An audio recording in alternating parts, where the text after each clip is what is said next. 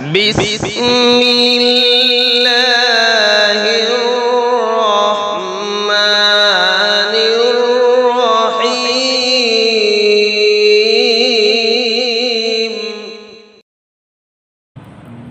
الحمد لله وحده والصلاة والسلام على من لا نبي بعده. أما بعد فأعوذ بالله من الشيطان الرجيم. بسم الله الرحمن الرحيم.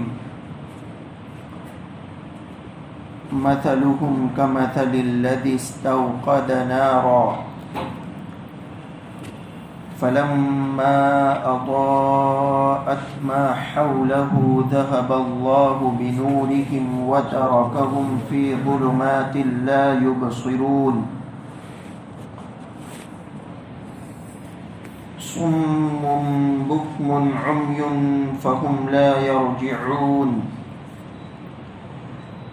أو كصيب من السماء فيه ظلمات ورعد وبرق يجعلون أصابعهم في آذانهم من الصواعق حذر الموت والله محيط بالكافرين. يكاد البرق يخطف أبصارهم كلما أضاء لهم مشوا فيه وإذا أظلم عليهم قاموا ولو شاء الله لذهب بسمعهم وأبصارهم إن الله على كل شيء قدير.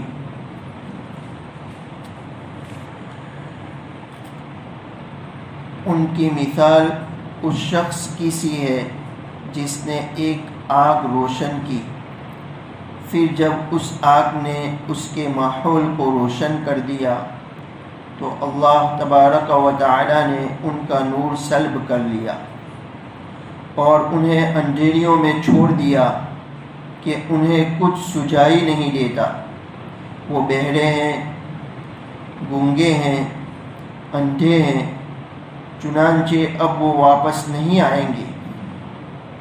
یا پھر ان منافقوں کی مثال ایسی ہے جیسے آسمان سے برستی ایک بارش ہو جس میں اندھیریاں بھی ہو اور گرج بھی اور چمک بھی. وہ کڑکوں کی آواز پر موت کے خوف سے اپنی انگلیاں اپنے کانوں میں لے لیتے ہیں اور اللہ تبارک و تعالی نے کافروں کو گھیرے میں لے رکھا ہے. ایسا لگتا ہے کہ بجلی ان کی آنکھوں کو اچک لے جائے گی.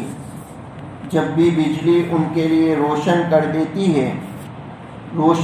دیتی ہے وہ اس روشنی میں چل پڑتے ہیں اور جب وہ ان پر اندھیرا کر دیتی ہے تو کھڑے رہ جاتے ہیں. اور اگر اللہ چاہتا تو ان کے سننے اور دیکھنے کی طاقتیں چھین لیتا. بے شک اللہ ہر چیز پر قدرت رکھتا ہے. سورہ بقرہ کے دوسرے رکوع میں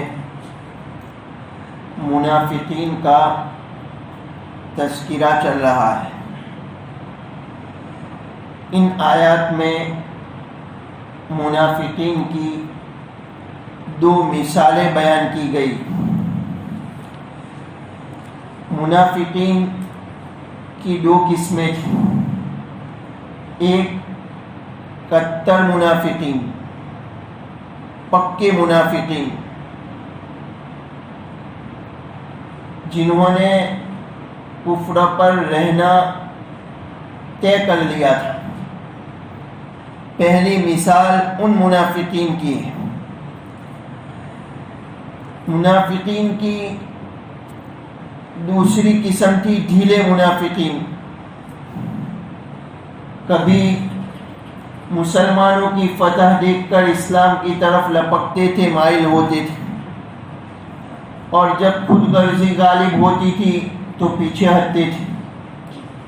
ڈھیلے منافقین، شک کے شکار تھے، تذبذب کے شکار تھے، ایسے منافقین.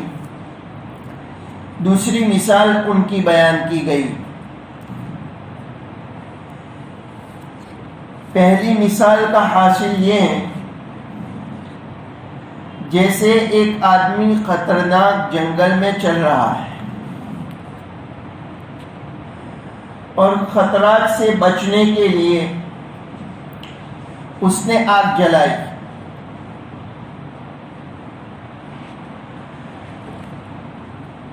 جب ماحول روشن ہو گیا،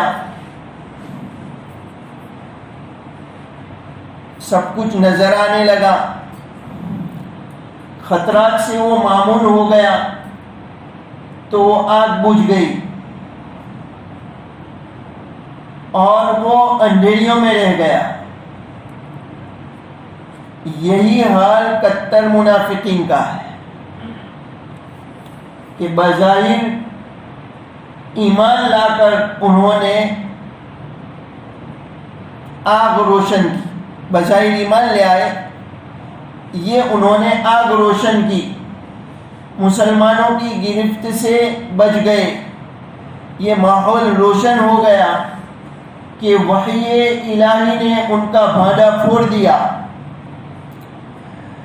اب وہ تاریکیوں میں تامک تویا مار رہے ہیں، بھٹک رہے ہیں، سرگردہ اور حیران ہیں اندھیریوں میں، نفاق کی، کفر کی اندھیری میں، نفاق کی اندھیری میں، جھوٹ کی اندھیری میں، فساد کی اندھیری میں.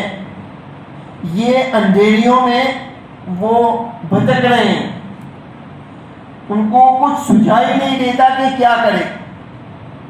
حالت ان کی یہ ہے، بہرے ہیں، سمم، بہرے ہیں، یعنی حق بات سننے سے بہرے ہیں. ویسے سنتے تو تھے لیکن ان کو بہرے کہا گیا. سمن، حق بات سننے سے بہرے ہیں. بکمن، گونگے ہیں، حق بات ان کی زبان پر نہیں آتی. عمیون، اندھے ہیں. ویسے یہ آنکھیں تو تھی ان کی لیکن دل کے اندھے تھے، نفع اور نقصان ان کو نظر نہیں آتا تھا. فَهُمْ لَا يَرْجِعُونَ، وہ ہدایت کی طرف نہیں لوٹیں گے. یہ کتر منافقین کے بارے میں.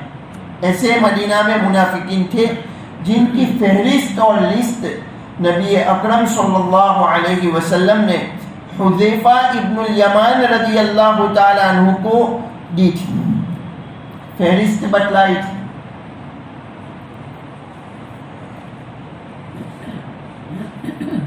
ایک سبق مجھے اور آپ کو یہ مل رہا ہے کہ حق بات نہ سننا، زبان پر حق بات نہ لانا اور حق کو حق نہ دیکھنا، باطل کو باطل نہ دیکھنا، یہ منافق کا کام ہے. ہمیں یہ فکر کرنی چاہیے، یہ تمنا ہونی چاہیے کہ میں حق بولوں، حق سنوں اور حق کو حق دیکھوں اور باطل کو باطل دیکھوں، حق کو حق سمجھوں، باطل کو باطل سمجھوں. اللہ تبارک و تعالی سے دعا بھی کرنی چاہیے، اللہم ارنا الحق حقا وارزقنا اتباعہ. اے اللہ مجھے حق کو حق دکھا دیجئے اور اس کی اتباع کی توفیق عطا کر دیجئے. یہاں پر بندہ دو چیزیں مانگ رہا ہے، ایک تو حق کو حق دیکھنا اور اس کی اتباع اور پیروی کرنا. وَأَرِنَا الْبَاطِلَ بَاطِلًا وَارْزُقْنَا اجْتِنَابَهُ، باطل کو باطل دکھا دیجئے اور اس سے بچنے کی توفیق عطا کر دیجئے. باطل، جھوٹ، کفر، شرک، نفاق، گمراہی، یہ سب باطل ہے. اب وہ کسی بھی روپ اور شکل میں آئے، اچھے لبادے میں آئے، اچھی شکل میں آئے بظاہر، تو بھی اللہ مجھے اس کا باطن ہونا میرے اوپر واضح کر دیجیے اور مجھے اس سے بچنے کی توفیق عطا کر دیجیے۔ تو منافقین کی یہ حرکتیں تھی، حق بات سنتے بھی نہیں تھے، حق بات ان کی زبان پر آتی نہیں تھی، اور نفع اور نقصان دیکھنے سے وہ اندھے ہو چکے تھے، دل ان کا اندھا ہو چکا ہے۔ ان کے بارے میں فرمایا فَهُمْ لَا يَرْجِعُونَ، وہ ہدایت کی طرف نہیں لوٹیں گے۔ منافقین کی دوسری جو قسم تھی، ڈھیلے منافقین، تذبذب کے شکار تھے، ان کی مثال لی، اس کو بھی سمجھ لیجیے۔ جیسے ایک شخص جنگل میں سنسان بیابان میں چل رہا ہے اور زور کا مہ برسنے لگا، مہ یعنی بارش، تاریکیاں ہی تاریکیاں، اندھیریاں ہی اندھیریاں ہیں، تہ بتہ بادل ہے، بارش موسلا دھار اور اندھیرا ہے، رات کا اندھیرا، اس کے ساتھ ساتھ گرج اور چمک بھی ہے۔ گرج ایسی کہ انسان اپنی انگلیاں کانوں میں ڈال لے، اور چمک ایسی کہ اندیشہ ہے کہ آنکھیں نہ چلی جائے۔ جب بجلی چمکتی ہے تو وہ چلتا ہے اس کی روشنی میں، اور جب اندھیرا ہوتا ہے تو کھڑا ہو جاتا ہے۔ یہی حال ڈھیلے منافقین کا تھا۔ رحمت الہی کی بارش ہو رہی تھی، اس میں ترغیبات اور وعیدیں بھی تھی، جس کو سننے کی ان میں تاب نہیں تھی۔ جب وہ اپنا مفاد دیکھتے تھے تو اسلام کی طرف مائل ہوتے تھے، اور جب خود غرضی غالب آتی تھی تو وہ کھڑے رہ جاتے تھے۔ کافروں کو جان لینا چاہیے کہ اللہ ان کو گھیرے ہوئے ہیں۔ اللہ تبارک و تعالی چاہے تو ان کو اندھا اور بہرا کر دے، اللہ ہر چیز پر قادر ہے۔ یہ دو قسم کے منافقین کی دو مثالیں بیان ہوئی، دو رکوع مکمل ہوئے، 20 آیتیں مکمل ہوئی۔ 21ویں آیت میں تینوں گروہوں سے، تینوں گروپوں سے خطاب ہے، حکم دیا، یا ایھا الناس اعبدوا ربکم الذی خلقکم والذین من قبلکم لعلکم تتقون۔ تینوں گروہوں اور تینوں گروپوں سے مراد کون کون سے؟ مومنین، کافرین، منافقین، تینوں کا تذکرہ آیا۔ سب سے پہلے مومنین کا، دوسرے نمبر پر کافرین کا، تیسرے نمبر پر منافقین کا۔ اب تینوں سے خطاب ہے، اللہ عبادت کا حکم دے رہے ہیں۔ یہ پہلا حکم ہے، اور آگے پہلی نہیں آ رہی ہے۔ نہیں کا مطلب جس سے منع کیا جا رہا ہے، تو یہ پہلا حکم ہے اور پہلی نہیں ہے۔ ربط کیا ہے وہ سمجھ لیجیے۔ سورہ فاتحہ میں ایک دعا آئی ہے اہدنا الصراط المستقیم، اس کا جواب سورہ بقرہ کی دوسری آیت میں ہے، ذالک الکتاب لا ریب فیہ ھدی للمتقین، کہ جو ہدایت تم طلب کرتے ہو وہ ہدایت اس کتاب میں اول سے لے کر آخر تک ہدایت کی تشریح ہے اس کتاب میں۔ اب ہدایت قبول کرنے اور نہ کرنے کے اعتبار سے انسانوں کی تین قسمیں، مومنین، کافرین اور منافقین۔ اب ان تینوں کو اللہ تبارک و تعالی حکم دے رہے ہیں، خطاب ہو رہا ہے کہ اے لوگو، یا ایھا الناس، اے لوگوں اعبدوا ربکم، اپنے رب کی عبادت کرو۔ اب مخاطب یہ تینوں گروہ ہیں، تو تینوں گروہوں کے لیے، ان تینوں قسموں کے لیے اس جملے کا معنی اور مطلب جدا ہوگا۔ کفار کے لیے اس خطاب کا معنی یہ ہوگا کہ مخلوق کی پرستش چھوڑو، اعبدوا ربکم، اپنے رب کی عبادت کرو۔ کفار کے لیے اس خطاب کا مطلب اور معنی یہ ہوگا کہ مخلوق کی پرستش چھوڑو۔ منافقین کے لیے معنی یہ ہوگا کہ نفاق چھوڑو اور مخلص بن جاؤ۔ گنہگار مومنین کے لیے معنی یہ ہوگا کہ گناہوں سے باز آ جاؤ، اور متقی مومنین کے لیے معنی یہ ہوگا کہ عبادت، اطاعت اور تقوی پر قائم رہو، ترقی کی فکر کرو۔ سب مخاطب ہیں اور ہر ایک کے لیے اس جملے کا معنی جدا ہے۔ کافروں کے لیے خطاب کا معنی یہ ہوگا کہ مخلوق کی پرستش اور پوجا چھوڑو۔ منافقین کے لیے معنی یہ ہوگا کہ نفاق چھوڑ کر مخلص بن جاؤ۔ گنہگار مومنین کے لیے معنی یہ ہوگا کہ گناہ سے باز آ جاؤ۔ متقین مومنین کے لیے معنی یہ ہوگا کہ تقوی پر قائم رہو، عبادت اور اطاعت پر قائم رہو۔ یہاں پر لفظ رب ہے، یا ایھا الناس اعبدوا ربکم، لفظ رب ہے۔ اس لفظ کے بجائے اسماء حسنی میں سے کوئی دوسرا نام بھی لایا جا سکتا ہے۔ اس کے لانے میں حکمت یہ ہے کہ دلیل بھی ساتھ ساتھ ذکر کر دی گئی کہ اللہ کی عبادت کرو اس لیے کہ وہ تمہارا رب ہے۔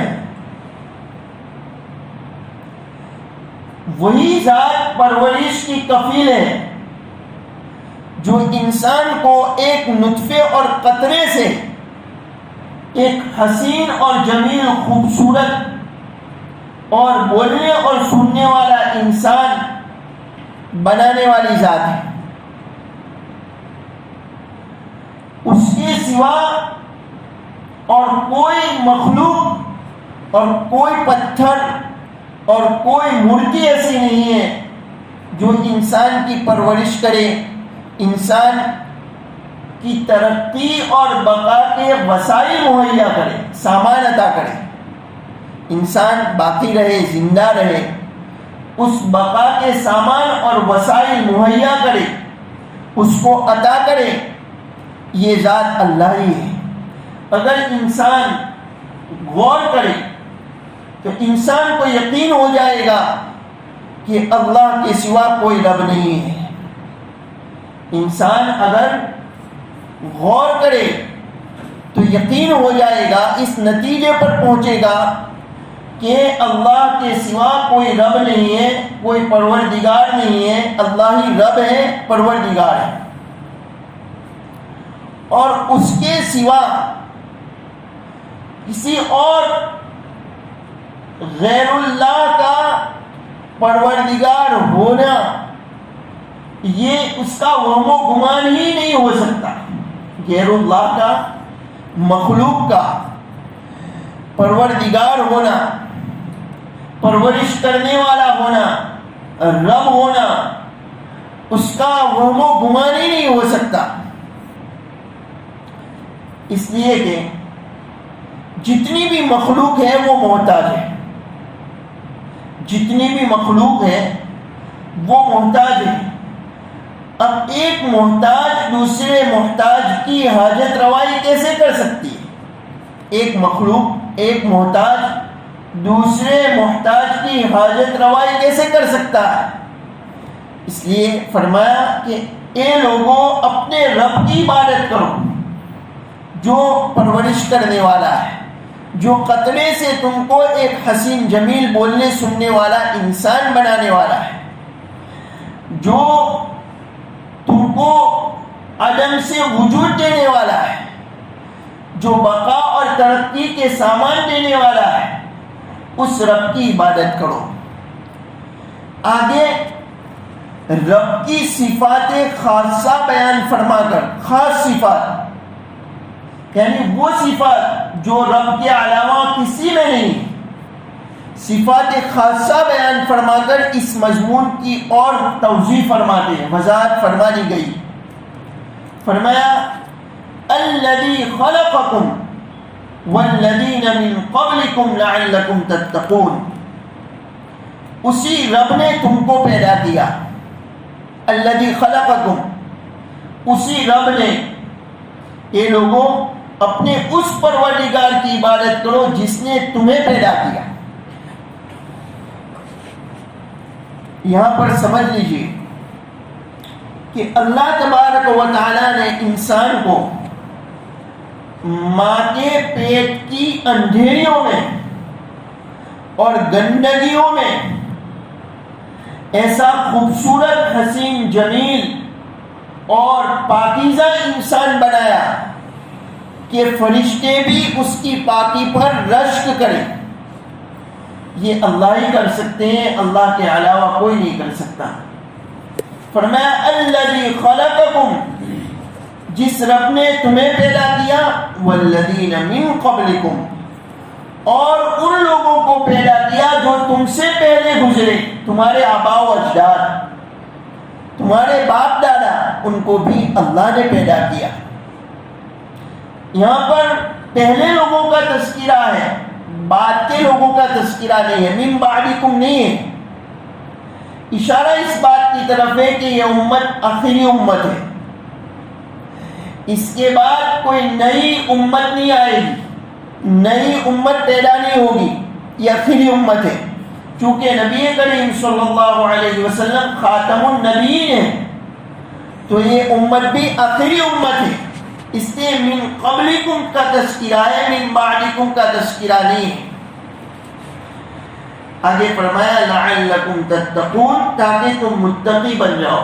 تقوی حاصل کرنے کا طریقہ یہ ہے کہ انسان توحید پر کاربن ہو جائے، اللہ ہی کی عبادت کرے اور شرک سے بچ جائے۔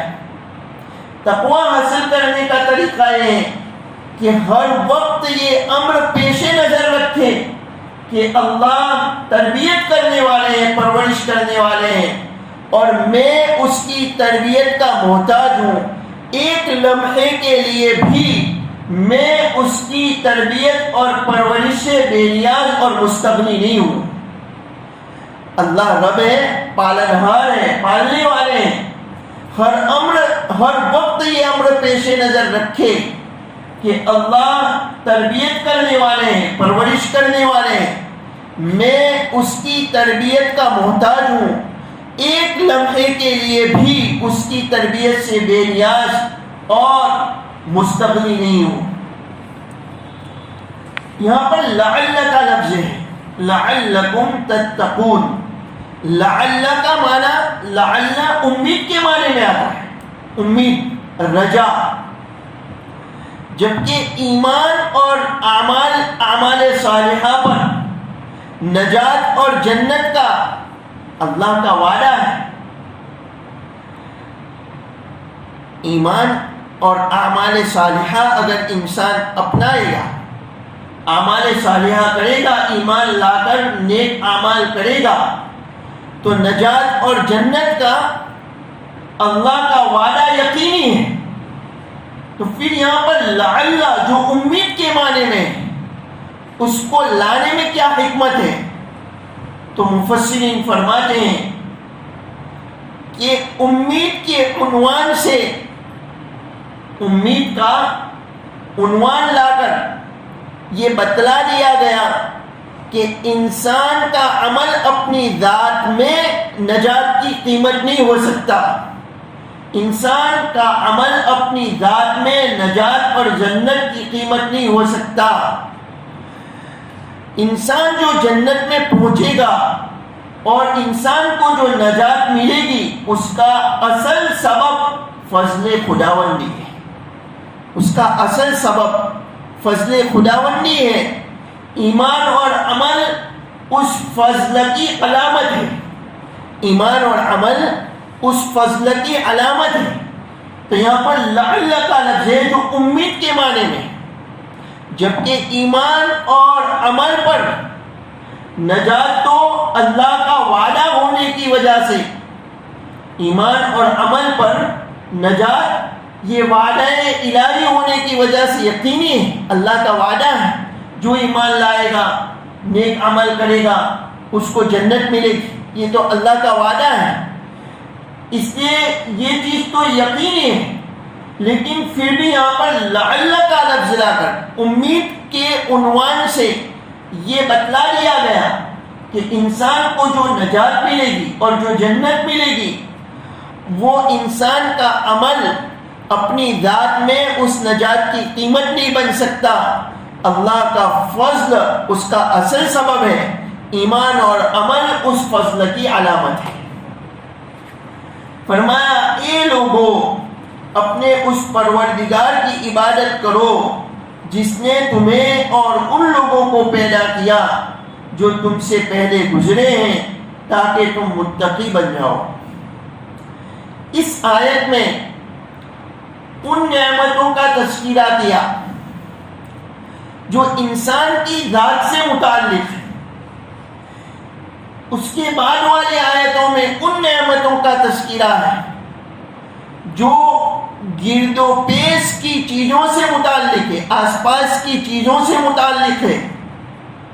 تو انفسی اور آفاقی نعمتوں کا، انسان کی ذات سے جو نعمتیں متعلق ہیں اس کو انفسی کہتے ہیں، اور جو گرد و پیش کی چیزوں سے جو نعمتیں متعلق ہے، آس پاس کی چیزوں سے جن نعمتوں کا تعلق ہے اس کو آفاقی کہتے ہیں. تو انفسی اور آفاقی نعمتوں کا تذکرہ کر کے نعمتوں کی تمام قسموں کا احاطہ کر لیا گیا. رب کی ایک صفت بیان کر دی کہ الذی خلقکم، جنہوں نے تم کو پیدا کیا. آنے والے آیت میں رب کی دوسری صفات بیان کر کے اس طرح بیان فرمائی گئی الذی جعل لکم الارض فراشا، وہ پروردگار جس نے تمہارے لیے زمین کو بچھونا بنایا. یہ عالم ایک مکان کی طرح ہے، بمنزلے مکان کے ہیں. زمین اس کا فرش ہے، آسمان اس کی چھت ہے، آفتاب، ستارے، سیارے اس کے چراغ ہیں، اور اس کے دسترخوان پر پھل اور وغیرہ پھل فروٹ چنے ہوئے ہیں، اور شجر و حجر اور چرند و پرند انسان کے خادم ہیں. اور انسان کو یہ رہنے کے لیے جس مالک نے یہ نعمتیں عطا فرمائی وہی اس کے لائق اور مستحق ہے کہ اس کی عبادت کی جائے. تو رب کی آگے دوسری صفات بیان کرتے ہوئے ارشاد فرمایا الذی جعل لکم الارض فراشا، وہ پروردگار جس نے تمہارے لیے زمین کو بچھونا بنایا. زمین اتنی نرم نہیں بنائی کہ انسان چل بھی نہ سکے، دلدل کی طرح، اور پتھر اور لوہے کی طرح اتنی سخت بھی نہیں بنائی کہ انسان مکان وغیرہ تعمیر بھی نہ کر سکے، انسان اس کو کھود بھی نہ سکے ضرورت کے وقت. اللہ نے ایک معتدل قسم کی زمین بنائی، فرش بنایا، بچھونا بنایا. والسماء بناء الذی جعل لکم الارض فراشا والسماء بناء، وہ پروردگار جس نے تمہارے لیے زمین کو بچھونا بنایا اور آسمان کو چھت بنایا. وَأَنزَلَ مِنَ السَّمَاءِ مَاءً فَأَخْرَجَ بِهِ مِنَ الثَّمَرَاتِ رِزْقًا لَكُمْ، اور آسمان سے پانی برسایا پھر اس کے ذریعے تمہارے رزق کے طور پر پھل نکالے. وَأَنزَلَ مِنَ السَّمَاءِ مَاءً آسمان سے پانی برسایا فَأَخْرَجَ بِهِ مِنَ الثَّمَرَاتِ رِزْقًا لَكُمْ پھر اس کے ذریعے یعنی اس پانی کے ذریعے تمہارے رزق کے طور پر پھل نکالے فَلَا تَجْعَلُوا لِلَّهِ أَنْدَادًا وَأَنْتُمْ تَعْلَمُونَ لہذا اللہ کے ساتھ شریک نہ ٹھہراؤ جبکہ تم یہ سب باتیں جانتے ہو۔ یہاں پر یہ تذکرہ کیا گیا کہ اللہ نے زمین کو فرش بنایا، بچھونا بنایا، آسمان کو چھت بنایا، آسمان سے پانی برسایا اور اس پانی کے ذریعے پھلوں کو اللہ تبارک و تعالیٰ نے بنایا، پیدا کیا اور پھلوں کو انسان کے لیے غذا بنایا، انسان کی غذا بنایا۔ اب یہاں پر جن نعمتوں کا تذکرہ ہے، زمین، آسمان، بارش اور پھل، ان میں سے پہلی جو 3 نعمتیں، پہلی 3 چیزیں ہیں، زمین، آسمان اور بارش کا برسنا، اس کے بارے میں تو کوئی بیوقوف سے بیوقوف آدمی بھی یہ شبہ نہیں کر سکتا کہ غیر اللہ نے اس کو بنایا ہو، یہ شبہ نہیں کر سکتا کہ غیر اللہ نے یہ کیا ہو، اللہ کے علاوہ نے یہ کیا ہو، یہ شبہ نہیں کر سکتا۔ جاہل اور بیوقوف بھی یہ مانتا ہے کہ یہ اللہ نے کیا ہے۔ جو چوتھی چیز ہے، پھلوں کا نکلنا، درخت کا نکلنا، اس کے اوپر پھل کا آنا، اس کے بارے میں کوئی سطحی نظر رکھنے والا، سرسری نظر رکھنے والا یہ گمان کر سکتا ہے، یہ شبہ کر سکتا ہے کہ اس میں انسان کی محنت اور سعی کو دخل ہے، یہ انسان کی سعی اور محنت کا نتیجہ ہے۔ سرسری نظر والا یہ شبہ کر سکتا ہے کہ جو پھل پیدا ہوتے ہیں، جو درخت اگ رہے ہیں، اس میں انسان کی کوشش کا دخل ہے، اس کی کوشش اور سعی کا نتیجہ ہے۔ حقیقت یہ ہے کہ انسان تو درخت کے راستے سے روڑے ہی ہٹاتا ہے اور اس کو ضائع ہونے سے بچانے کی فکر اور کوشش کرتا ہے، اس کے راستے سے روڑے ہٹانے کی کوشش کرتا ہے۔ باقی درخت کا پیدا ہونا، اس کا بڑھنا، اس کے اوپر شاخیں، پھل اور پھل پیدا ہونا، پھول پیدا ہونا اور اس پھل سے انسان کی غذا کا تیار ہونا، یہ انسان کو اس میں کوئی دخل نہیں ہے، یہ اللہ ہی کرتے ہیں۔ یہ اللہ کی حکمت بالغہ اور قدرت کاملہ کا نتیجہ ہے۔ انسان کی کوشش اور سعی کو اس میں کوئی دخل نہیں ہے۔ درخت اگ رہا ہے، اس کے اوپر پھل آ رہے ہیں، پھول آ رہے ہیں اور انسان کی غذا بن رہے ہیں، شاخیں اور پتیاں پیدا ہو رہی ہے، اس میں انسان کی کوشش کو، سعی کو کوئی دخل نہیں ہے، یہ اللہ ہی کرتے ہیں۔ تو جو رب اتنی نعمتیں عطا فرمائے، اس رب کو چھوڑ کر غیروں کے سامنے اپنے سر کو جھکانا اور غیروں کو سجدہ کرنا، غیر اللہ سے مانگنا، غیر اللہ کی عبادت کرنا، اس سے بڑا کوئی ظلم نہیں ہو سکتا۔ نعمتیں اللہ نے عطا فرمائی، زمین کو فرش اللہ نے بنایا، آسمان کو چھت اللہ نے بنایا، پانی اللہ نے برسایا اور انسان کی غذا کے لیے پھل اللہ نے بنائے، پیدا کیے۔ اتنی ساری نعمتیں جس رب نے عطا فرمائی، اس رب کو چھوڑ کر انسان غیر اللہ کے سامنے اپنے سر کو جھکائے، غیر اللہ سے مدد مانگے، غیر اللہ سے دعائیں کرے، غیر اللہ کی عبادت کرے، اس سے بڑا کوئی ظلم نہیں ہو سکتا۔ اس نے فرمایا فَلَا تَجْعَلُوا لِلَّهِ أَنْدَادًا وَأَنْتُمْ تَعْلَمُونَ تم اللہ کے علاوہ اللہ کا کوئی شریک نہ ٹھہراؤ، کوئی مد مقابل نہ بناؤ، وَأَنْتُمْ تَعْلَمُونَ جبکہ تم یہ سب باتیں جانتے ہو کہ رب اللہ ہے، تم کو وجود اللہ نے دیا ہے، تم کو بقا اور ترقی کے سامان اور وسائل اللہ نے عطا کیے، پانی اللہ نے برسایا، زمین اللہ نے بنائی، یہ سب تم جانتے ہو، یہ جاننے کے باوجود تم شریک ٹھہرا رہے ہو، مد مقابل ٹھہرا رہے ہو، کہ یہ بہت بڑا ظلم ہے۔ جب تم جانتے ہو تو اس جاننے کا تقاضا یہ ہے کہ تم اللہ کے لیے کوئی شریک نہ ٹھہراؤ، اس کا کوئی مد مقابل نہ بناؤ۔ فلا تجعلوا للہ اندادا وانتم تعلمون، اللہ کے ساتھ شریک نہ ٹھہراؤ جبکہ تم یہ سب باتیں جانتے ہو۔ اخیر میں دو چار کام کی باتیں سن لیجیے۔ عقیدہ توحید ایسا عقیدہ ہے کہ اگر یہ عقیدہ انسان کے دل و دماغ پر چھا جائے تو انسان کے لیے یہ دنیا جنت بن جائے، فساد بگاڑ ختم ہو جائے۔ مفتی محمد شفیع صاحب رحمۃ اللہ علیہ نے لکھا ہے کہ یہ عقیدہ اگر انسان کے دل و دماغ پر چھا جائے، عقیدہ توحید، اللہ ہی عبادت کے لائق اور مستحق ہے، اللہ ہی کی عبادت کرنا، اللہ ہی سے مانگنا، اللہ ہی کو خالق ماننا، اللہ ہی کو مالک ماننا، اللہ ہی کو رب ماننا، یہ عقیدہ انسان پر چھا جائے تو انسان کے لیے دنیا جنت بن جائے۔ مطلب جنت بننے کا ہر قسم کا بگاڑ اور فساد ختم ہو جائے، اور عقیدہ توحید کا رنگ اگر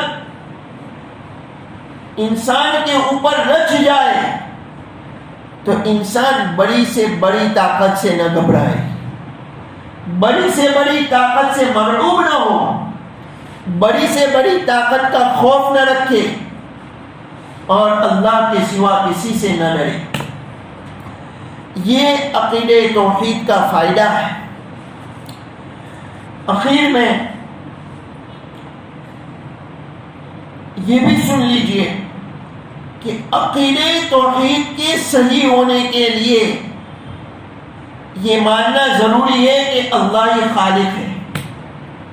یہ پوری کائنات جس کے ایک فرد ہم بھی ہیں، ہم پہلے نہیں تھے، ہم کو وجود دیا گیا، ہم پیدا کیے گئے، بعد میں پیدا ہوئے، پیدا کرنے والا تنے تنہا اللہ ہے۔ اللہ خالق کل شیء۔ توحید کے صحیح ہونے کے لیے سب سے پہلے یہ مانے اور یقین کرے کہ اللہ ہی خالق ہے۔ نمبر 2، اللہ ہی کو رب مانے، اللہ ہی کو مالک مانے، اللہ ہی کا حکم چلتا ہے یہ یقین کرے، اللہ جو چاہے وہ کرے، وہ قادر مطلق ہے، وہ اسباب کے سامنے عاجز نہیں ہے، وہ مسبب الاسباب ہے۔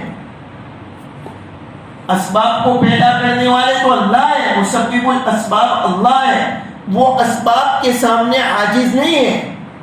تو اللہ ہی کا حکم چلتا ہے، اللہ ہی حاجت روا اور مشکل کشا ہے، کوئی غیر اللہ نہیں ہے، کوئی نبی اور ولی نہیں ہے، اللہ ہی حاجت روا اور مشکل کشا ہے۔ امن یجیب المضطر اذا دعاہ، 20ویں پارے کے پہلے ہی صفحے پر آئے تھے۔ وہ کون ہے جو مصیبت زدہ کی مصیبت دور کرتا ہے؟ اللہ ہی کرتے ہیں۔ تو حاجت روا اور مشکل کشا اللہ ہی ہے، اللہ ہی معبود ہے، اللہ ہی موت دینے والا اور زندگی دینے والے۔ ربی الذی یحیی و یمیت، میرے رب ہی زندگی دیتے ہیں اور موت دیتے ہیں۔ ابراہیم علیہ السلام نے یہ وقت کے ایک کافر بادشاہ کے سامنے کہا تھا، ربی الذی یحیی و یمیت، میرے رب ہی زندگی دیتے ہیں اور موت دیتے ہیں۔ تو اللہ تبارک و تعالی ہی موت دینے والے اور جلانے والے، نفع اور نقصان اللہ کے ہی قبضے میں۔ توحید کے صحیح ہونے کے لیے یہ ماننا ضروری ہے، وہ باتیں میں بتلا رہا ہوں، نفع اور نقصان اللہ ہی کے قبضے میں۔ انبیاء جو مقرب بندے ہوتے ہیں ان کے ہاتھ میں بھی نہیں ہوتا ہے۔ فرمایا قرآن میں، پیغمبر سردار انبیاء حضرت محمد صلی اللہ علیہ وسلم کی زبانی کہلوایا، قل لا املک لکم ضرا ولا رشدا، آپ کہہ دیجئے کہ میں تمہارے نفع اور نقصان کا مالک نہیں ہوں، نفع اور نقصان میرے ہاتھ میں نہیں ہے. تو نفع اور نقصان اللہ ہی کے قبضے میں. اللہ ہر چیز کو جاننے والے ہیں. اللہ ہر چیز کو جاننے والے ہیں.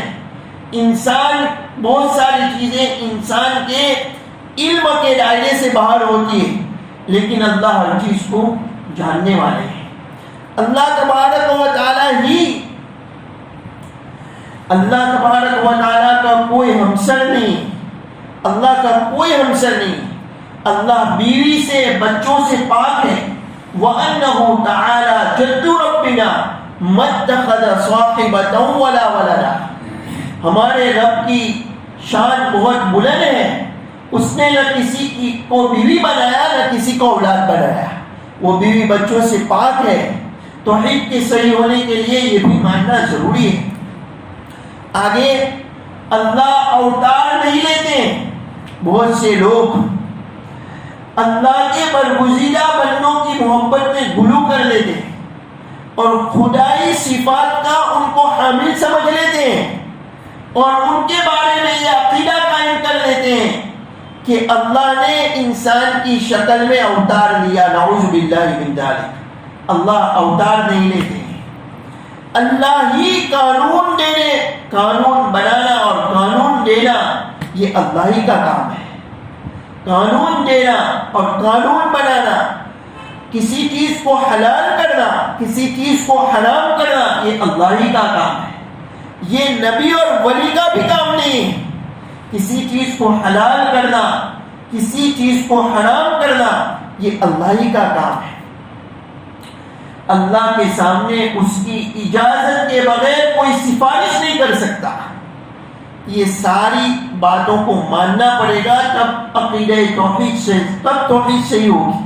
توحید کے صحیح ہونے کے لیے ان تمام باتوں کو ماننا ضروری ہے. اللہ ہی کو خالق مانے، اللہ ہی کو رب مانے، اللہ ہی کو مالک مانے، اللہ ہی کا حکم چلتا ہے یہ مانے اور یقین کرے. اللہ ہی معبود ہے. اللہ حاجت روا اور مشکل کشا اللہ ہی ہے. موت اور زندگی دینے والے اللہ ہی ہے. نفع اور نقصان اللہ ہی کے قبضے میں. اللہ ہر چیز کو جاننے والے ہیں. اللہ تبارک و تعالیٰ کا کوئی ہمسر نہیں. وہ بیوی اور بچوں سے پاک ہے. اللہ اوتار نہیں لیتے. اللہ قانون بنانا یہ اللہ ہی کا کام ہے. کسی چیز کو حلال کرنا کسی چیز کو حرام کرنا یہ اللہ ہی کا کام ہے. اللہ کے علاوہ کسی کا کام نہیں. اور اللہ کے سامنے اس کی اجازت کے بغیر کوئی سفارش نہیں کر سکتا. اللہ ہمیں عقیدہ توحید پر کاربند ہونے کی توفیق عطا فرمائے. یہ قرآن کا پہلا حکم عبادت اللہ کی کرو. توحید پر کاربند ہونے کا پہلا حکم ہے قرآن کا.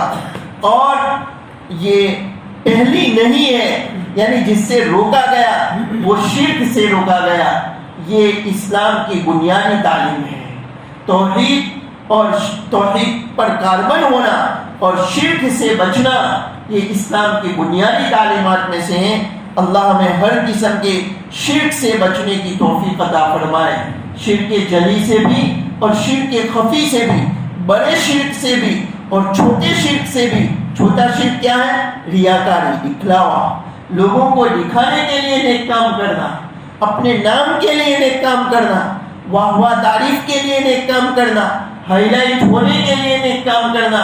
یہ سب شرک خفی ہے. اس سے بھی بچنا چاہیے اور جو بڑے شرک ہیں اس سے بھی بچنا چاہیے. اللہ ہمارا شمار موحدین میں فرمائے اور عقیدہ توحید پر ہمیں پختہ یقین نصیب فرمائے.